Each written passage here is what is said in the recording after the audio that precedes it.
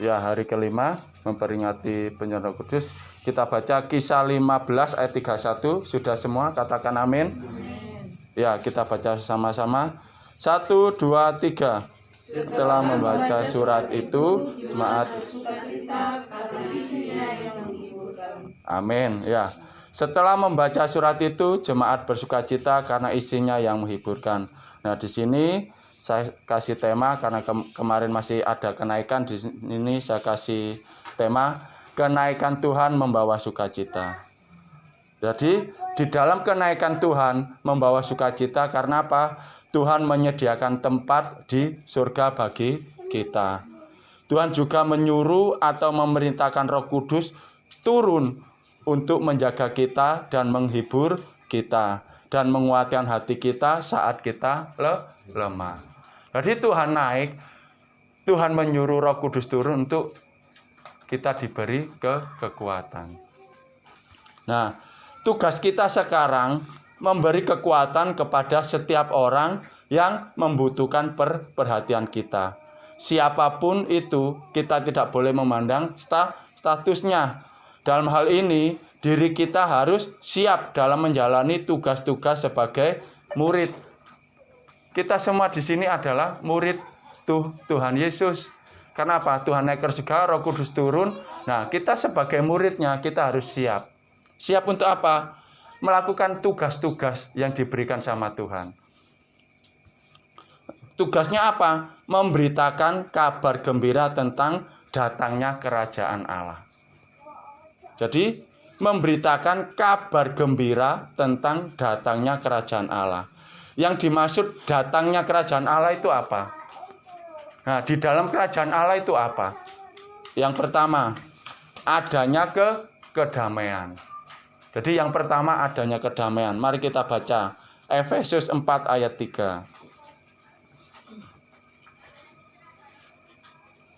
Ya, silakan siapa yang menemukan, saya baca. Efesus 4 ayat 3. Dan berusaha memelihara kesatuan roh oleh ikatan damai sejahtera. Ya. Dan berusaha memelihara kesatuan roh oleh ikatan damai sejahtera. Jadi, mari kita menjaga kesatuan roh kita supaya ada kedamaian di hati kita.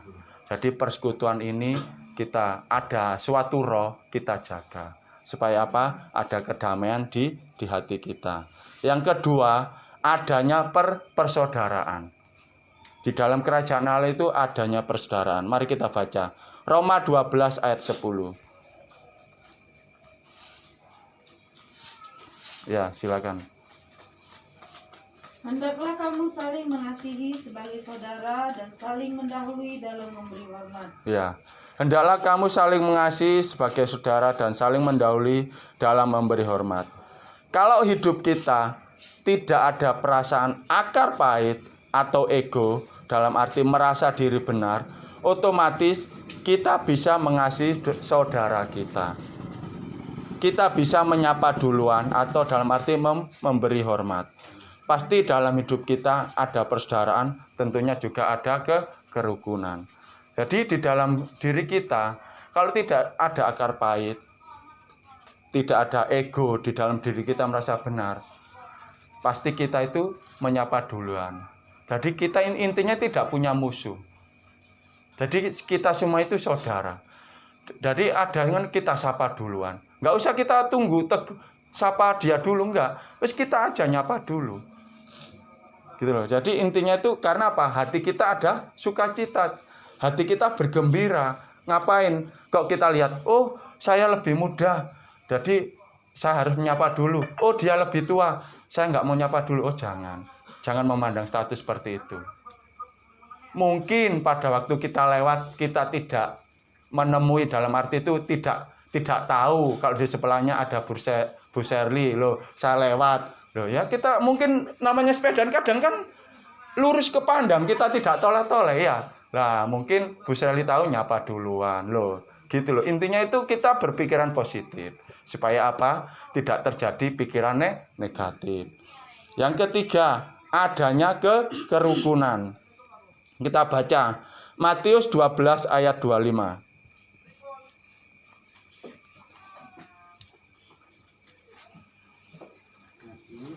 12, 25. Ayat 25. Tetapi Yesus mengetahui pikiran mereka, lalu berkata kepada mereka, setiap kerajaan yang terpecah-pecah pasti binasa, dan setiap kota atau rumah tangga yang terpecah-pecah tidak dapat bertahan. Ya, amin. Setiap gereja jemaatnya terpecah-pecah pasti akan hancur. Setiap rumah tangga yang terpecah-pecah pasti tidak bisa bertahan. Karena di dalamnya tidak ada kerukunan. Dalam arti tidak saling menyadari dan juga tidak saling mengampuni. Jadi kalau kepingin ada suatu kerukunan di dalam suatu gereja, di dalam rumah tangga kita, mari kita belajar untuk saling menyadari satu dengan yang lain. Dan belajar saling mengampuni. Itu yang utama. Sehingga pasti ada kerukunan, tidak ada kepecahan, terpecah-pecah pasti tidak akan. Terpecah-pecah itu apa? Karena ada iblis di dalamnya, ada hasutan. Ada hasutan iblis. Nah, itu kadang itu dimanfaatkan oleh iblis. Jadi makanya kita harus apa tadi? Menyadari.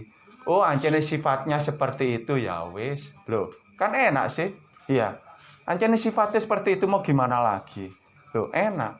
Saya orang itu seperti gitu. Saya sama istri juga gitu. Jadi mas apa? Oh ya wis, ancen nyadar ancen sifatnya gitu mau gimana lagi? Itu tak.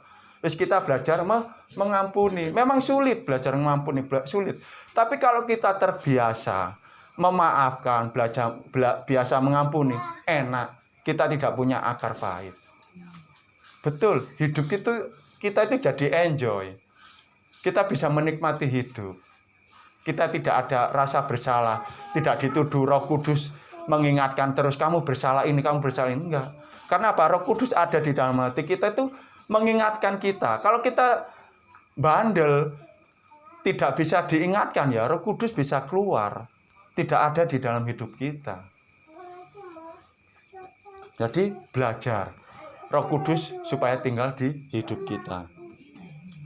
Yang keempat, adanya keadilan. Kita baca Roma 12 ayat 19. Roma 12 ayat 19. Roma 12 ayat 19. Iya. Saudara-saudaraku yang kekasih, janganlah kamu sendiri menuntut pembalasan, tetapi berilah tempat kepada murka Allah. Sebab ada tertulis, pembalasan itu adalah hakku. Akulah yang akan menuntut pembalasan, firman Tuhan. Amin, ya. Kalau kita hidup benar dan ada seseorang yang menjahati kita, biarlah keadilan Tuhan yang bertindak. Karena apa? Firman Tuhan berkata, pembalasan adalah hak Tuhan. Kita ingat firman Tuhan ini. Jadi di dalam keadaan kita, meskipun kita bekerja atau kita sekolah atau dimanapun kita berada, kita dijahati orang atau dihasut orang, kita doakan saja. Doakannya bagaimana? Cara mendoakannya jangan mengutuk dia, tapi berdoalah untuk memberkati dia. Karena dengan kita ikhlas dan kita memberkati dia, jadi Tuhan bertindak. Kalau kita berdoa untuk mengutuk dia, jadi termasuk kita masih punya kemampuan untuk mengalahkan musuh kita tadi. Yang kita dijahati tadi, kita ingin membalasnya. Karena apa? Kita ingin bergerak sendiri, kemampuan kita sendiri. Kalau kita menyerahkan sama Tuhan, berarti kita memberkati orang itu, berdoa untuk berkat supaya orang itu sadar. Nah, setelah sadar, kita kan enak bisa rukun sama dia. Itu loh. Jadi, dan juga kalau Tuhan juga menegur itu tidak ada efek sampingnya. Karena apa? Tuhan yang menegur.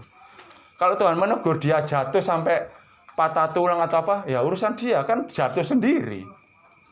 Kita nggak ikut-ikut. Nah, dia ditegur Tuhan sendiri. Jadi intinya seperti itu. Yang kelima, adanya cinta kasih. Kita baca 1 Korintus 13 ayat 1. 1 Korintus 13 ayat 1. 1 Korintus 13 ayat 1. Ya. Sekalipun aku dapat berkata-kata dengan semua bahasa manusia dan bahasa malaikat, tetapi Tetapi jika aku tidak mempunyai kasih, aku sama dengan gong yang berkumandang dan senang yang bergemencing. Ya, amin. Sekalipun kita bisa berbahasa roh yang kita rindukan saat ini, tetapi dalam hidup kita tidak mempunyai kasih, hidup kita tidak ada artinya.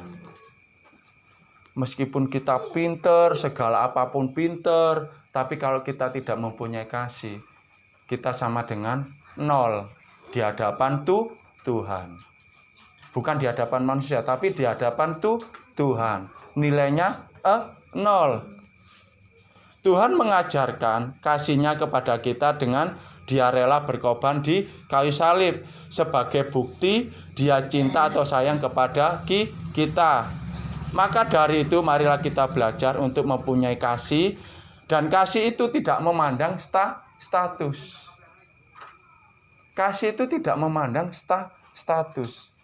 Apapun orang itu, kalau dia membutuhkan kasih, membutuhkan perhatian, meskipun itu orang di luar kita, mari kita tunjukkan. Kasih Tuhan itu bagaimana kita tunjukkan. Mari kita belajar memberitakan Injil, datangnya kerajaan Allah. Jadi tema di atas tentang kenaikan Tuhan membawa sukacita, dan kita sebagai murid-muridnya membawa tugas untuk memberitakan kerajaan Allah. Dan isi dari kerajaan Allah itu ialah tadi, satu, adanya kedamaian. Yang kedua, adanya persaudaraan. Yang ketiga, adanya kerukunan. Yang keempat, adanya keadilan. Yang kelima, adanya cinta kasih. Saya ulangi lagi, kerajaan Allah isinya, di dalam kerajaan Allah isinya tadi apa? Yang pertama, adanya kedamaian. Yang kedua, adanya persaudaraan. Yang ketiga, adanya kerukunan. Yang keempat, adanya keadilan. Yang kelima, adanya cinta kasih. Jadi tugas kita sebagai murid Tuhan Yesus adalah untuk memberitakan kerajaan Allah. Jadi kita beritakan kerajaan Allah ini tadi, ada 5 tadi. Kita beritakan kerajaan Allah itu seperti ini tadi, ada 5 ayat tadi. Nah, dan Roh Kudus turun untuk membuat diri kita mampu dalam menghadapi masalah-masalah yang kita hadapi nanti. Jadi, mari kita belajar untuk memberitakan Injil ini. Nah, Roh Kudus turun, disuruh Tuhan Yesus turun untuk mendampingi kita untuk memberitakan Injil ini tadi. Amin. Tuhan memberkati. Saya serahkan sama Pak Leno.